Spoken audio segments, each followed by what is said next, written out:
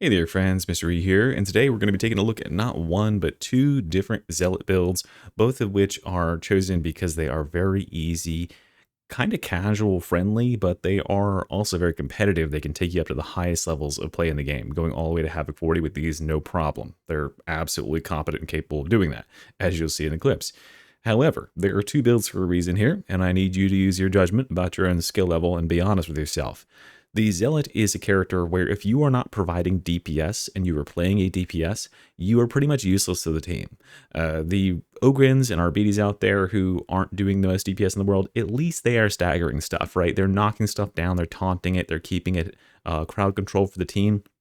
That's providing value, the dog is providing value, etc.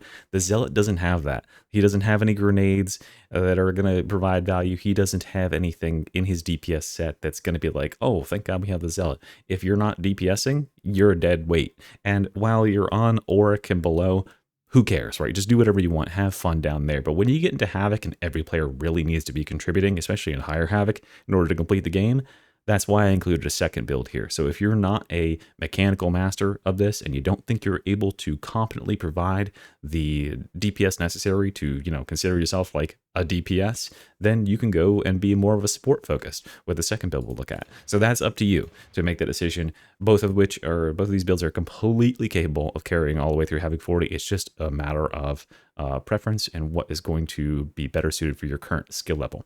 Let's start here with the first build, which many of you will recognize in a second. I don't think I've mentioned it directly on the main channel yet, but Fat Mangus.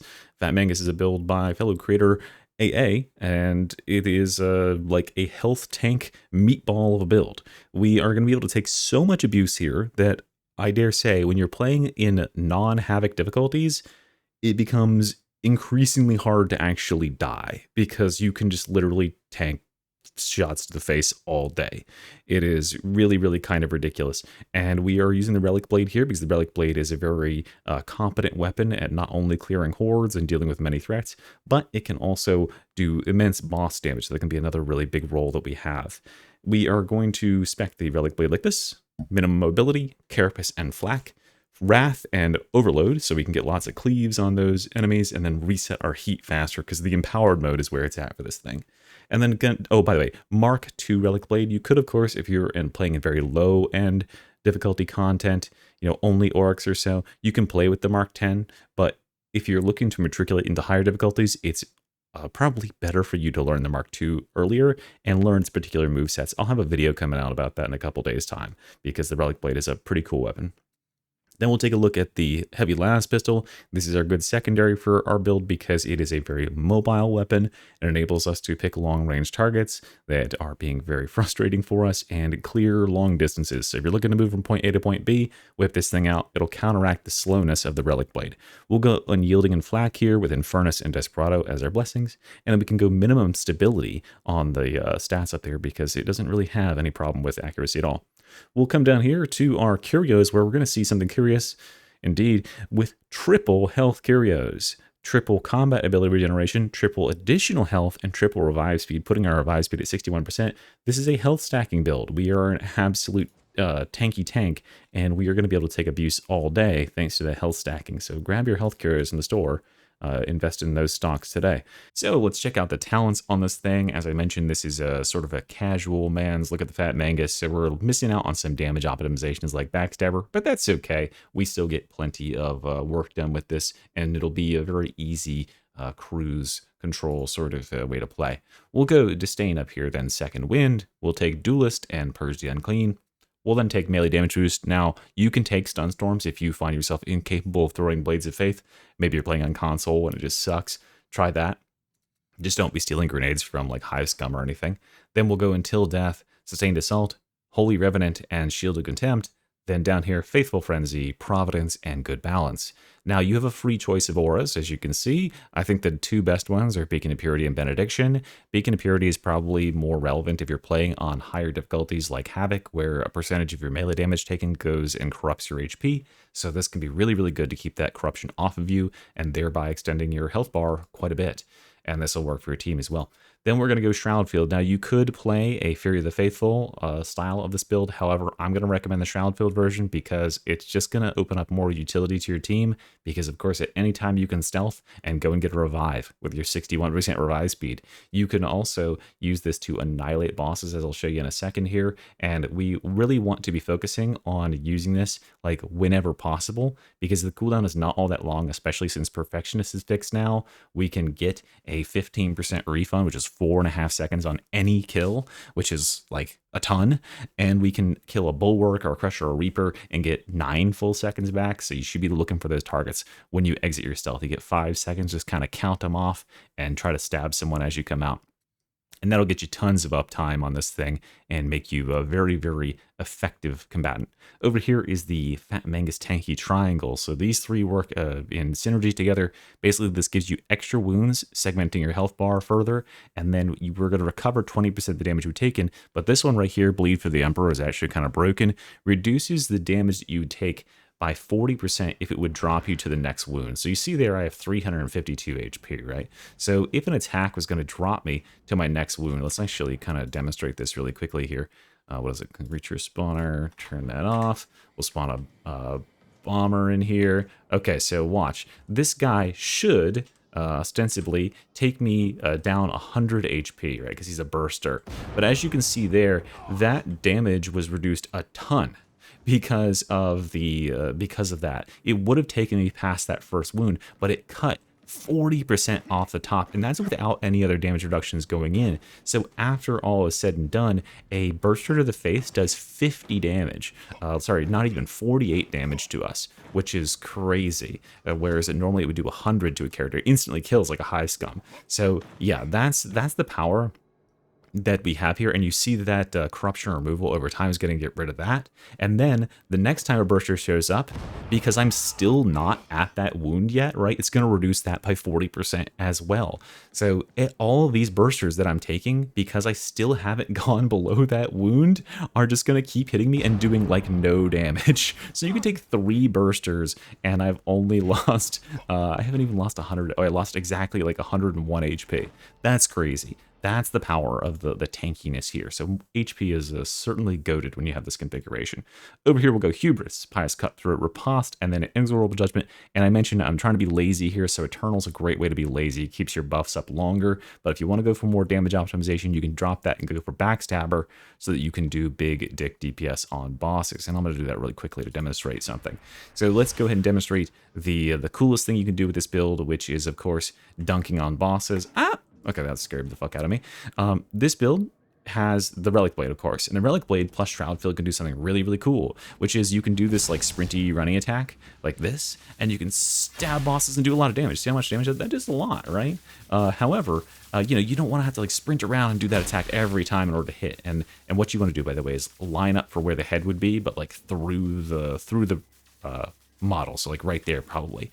What you really want to do is you want to find a way to sprint without sprinting so that you can do that lunge attack on the spot. And all you have to do that is when you go to sprint like this, just hold down block. So right now I'm technically sprinting, and then I'm going to let go of block at the same time that I start my attack. And I'm just going to start like that, see? And so that's all you got to do. Just let go of block, and then as soon as you start running like a little bit, just go ahead and hold down that attack, and you'll enter right into the sprint. So all I got to do is go stealth, sprint, hold down my block, and then boom, and then you can hit a big wall up like that. Now this is also really, really effective on our friend the captain. Captains get absolutely demolished by this, and that should be one of your main roles. If you have a team that you're able to communicate with in any sort of way, sort of let them know, hey man, when we break this captain shield, dibs, I wanna dunk in here. Because, yeah, that's one of the things we can do, is we can just end these guys in like 2 milliseconds. So I'll do this, and boom, and then boom, there you go. So that is sort of the damage you can deal. Now, obviously, you'd have more damage buffs up and stuff than that when you hit them. But yeah, we can dunk captains all the way up to Havoc 40. I believe you can one-shot them if you have the right configurations. I don't quite have it here because I am not optimized for damage. But yeah, pretty solid build, very fun. I love dunking on bosses and stuff like that, and I love being an absolute tanky meatball. If you're playing on anything Auric or below, you probably won't be able to die with it, so go try it out. Here's some gameplay footage, and then we'll talk about the support after the break. back the fuck up, bitch. Who the fuck just got eaten? Oh, fuck. Or I mean, killed by that. Watch out behind us. Oh, little boy. This is probably not the best idea.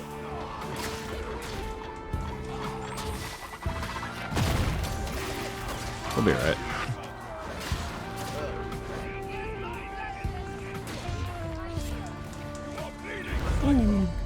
Oh, fuck off. I'm stuck in the fucking corner. God damn it.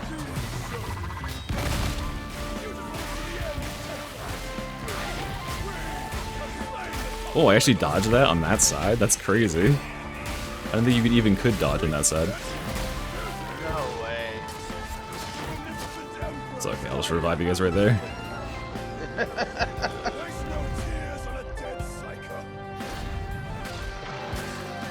Oh, I didn't have the blade and power. That was stupid. I really just don't want to get trapped here.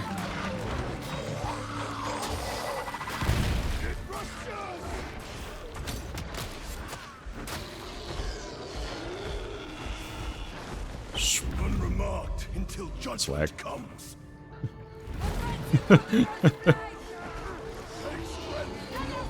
Sweet. Easiest game of my life.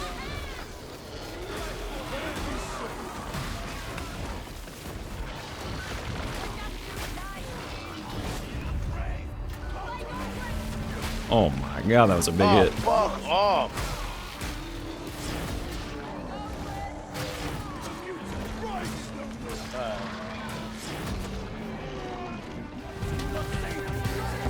Trapper behind us.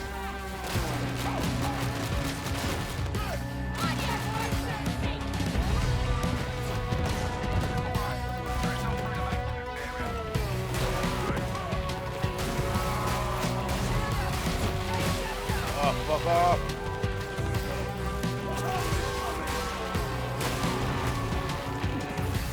I will be in control of the screen still. She's probably getting down there already. Yep, we're down here. Yeah.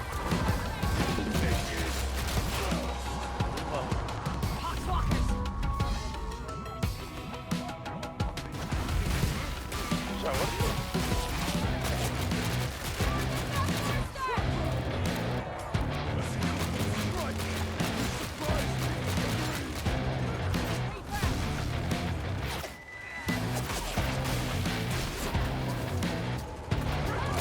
Oh, fuck, what the hell? Oh my god. That guy just turned and burned me from like a mile away, what the fuck?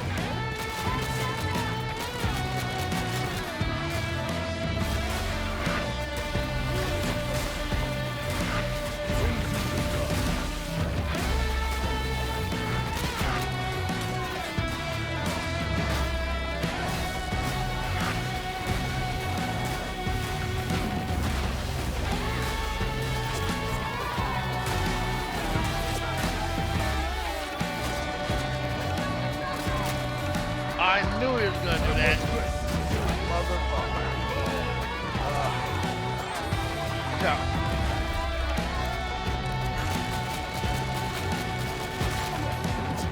Alright, let's do this.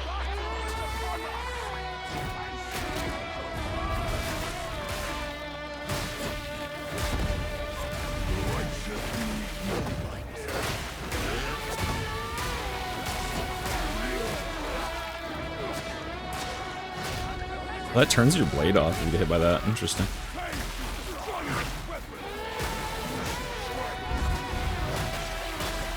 Oh my god, I'm so... Oh, are you kidding me right now? Oh.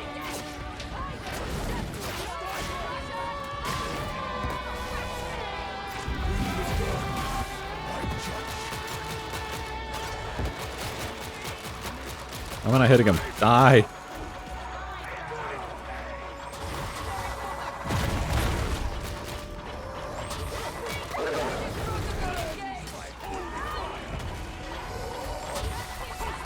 Oh my god, dropped myself down.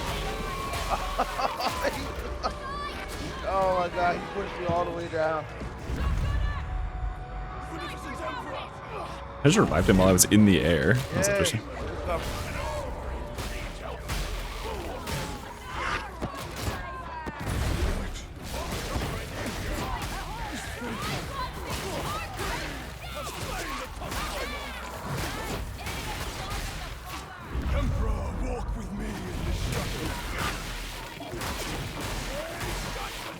God, I'm about to get blown up by this Reaper, I know it.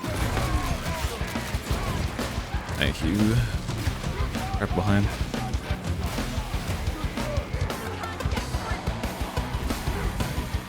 I'm trying to deal with this. The whole one. Oh my god. Oh.